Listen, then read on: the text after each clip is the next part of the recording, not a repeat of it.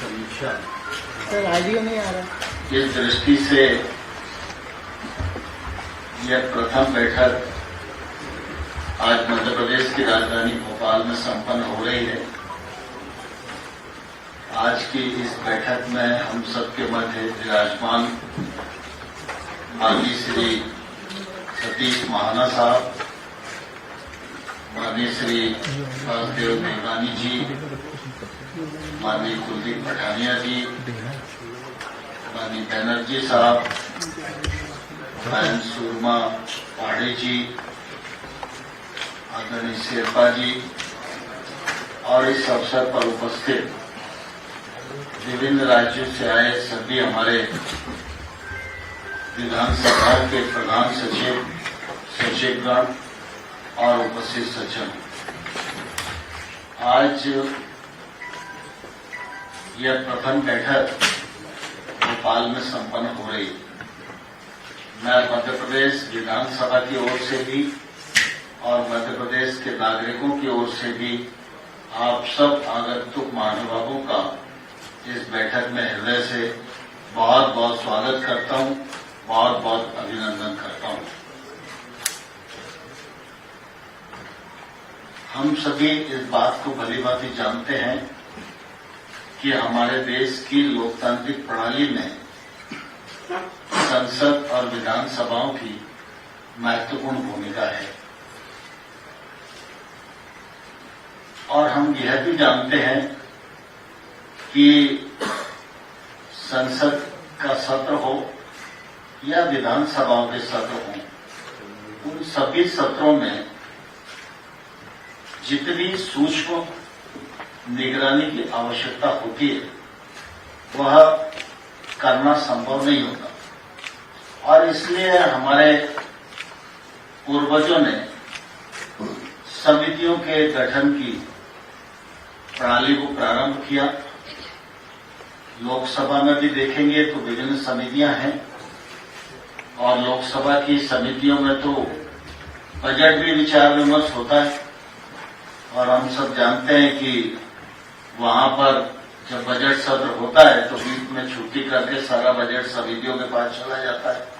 समितियां ही उस पर अध्ययन करती हैं, सुझाव देती हैं और उसके बाद परिमार्जित होकर बजट लोकसभा में आता है और उसके बाद पारित किया जाता है। ठीक इसी प्रकार से विधानसभाओं में भी समितियों की प्रणाली है और निश्चित रूप से वो ठीक प्रकार से काम भी कर रही है। हमारे मध्य प्रदेश की दृष्टि से देखें तो ध्यान में आता है कि लगभग 4 तो वित्तीय समितियां हैं जिनका निर्वाचन संपन्न होता है। इसके अतिरिक्त अनुसूचित जाति, जनजाति और पिछड़ा वर्ग के लिए 2 समितियां हैं जिनका निर्वाचन संपन्न होता है। बाकी 15-16 समितियां ऐसी हैं जिनको पक्ष और विपक्ष मिलकर अध्यक्ष की ओर से नाम निर्देशित किए जाते हैं, जिसमें महिला बाल विकास हो सकता है, युवा हो सकता है, कृषि विकास हो सकता है, अन्य जो क्षेत्र हैं उन पर विचार विमर्श करने के लिए अन्य समितियां हैं। वो समितियां भ्रमण भी करती हैं, अध्ययन भी करती हैं, विभिन्न विषयों का निरीक्षण भी करती हैं, आवश्यकता पड़ने पर शासन को बुलाती हैं, उनके साथ विमर्श करती हैं और जो करड़ी कार्य है जिसमें और गति की आवश्यकता है या विधानसभा के द्वारा जो दिए गए निर्देश हैं या विधानसभा में दिए गए सरकार की ओर से आश्वासन है या प्रश्नों के अपूर्ण उत्तर हैं या सदस्यों की सुविधा की दृष्टि से कोई विषय है या विभिन्न मंत्रालयों की दृष्टि से विभिन्न जन उपयोगी जो विषय हैं उन पर समय समय पर वो काम करती रहती हैं और उसका लाभ भी निश्चित रूप से अनेक प्रकार के कार्यक्रमों के क्रियान्वयन की दृष्टि से होता है। लेकिन समय समय पर हम सब जानते हैं कि जैसे जैसे देश की आबादी बढ़ रही है, टेक्नोलॉजी का उपयोग बढ़ रहा है, नए नए आयाम बढ़ रहे हैं, उसी प्रकार से संसद और विधानसभाओं में काम भी बढ़ रहा है। तो स्वाभाविक रूप से उस काम की ठीक प्रकार से समीक्षा हो सके, निगरानी हो सके, कार्य में और दक्षता आ सके, इसलिए जो समिति प्रणाली है, इस प्रणाली को और दक्ष कैसे बनाया जा सकता है और उपयोगी कैसे बनाया जा सकता है, इस मामले में निरंतर विमर्श होता रहे और हम संबंधित लोगों तक ये सलाह पहुंचती रहे। इसलिए पिछले दिनों जब पीठासीन अधिकारियों की बैठक हिमाचल प्रदेश में संपन्न हुई थी और उसी समय ये विचार आया कि इस प्रकार का एक छोटा ग्रुप बनना चाहिए, इसलिए विभिन्न विषयों को लेकर इस प्रकार के ग्रुप्स बने हैं और वो समय समय पर विचार करें, अपने यहाँ की अच्छी जो प्रैक्टिस है उनको साझा करें, जहाँ समितियों की और गुणवत्ता की दृष्टि से कुछ नए काम किए गए उन सुझावों को एक दूसरे के साथ शेयर करें और हम सब क्या महसूस करते हैं, सदस्य क्या महसूस करते हैं, काम करते समय किस प्रकार की कठिनाइयां आती हैं,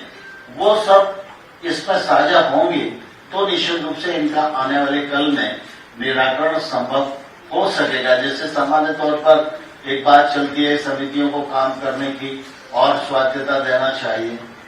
समितियों का जो कामकाज है वो एक तौर से सबके सामने आना चाहिए। समितियों की जो रिकमेंडेशन है उसकी समय सीमा के अंदर पालना होनी चाहिए। ऐसे कई प्रकार की विषय आते रहते हैं। तो निश्चित रूप से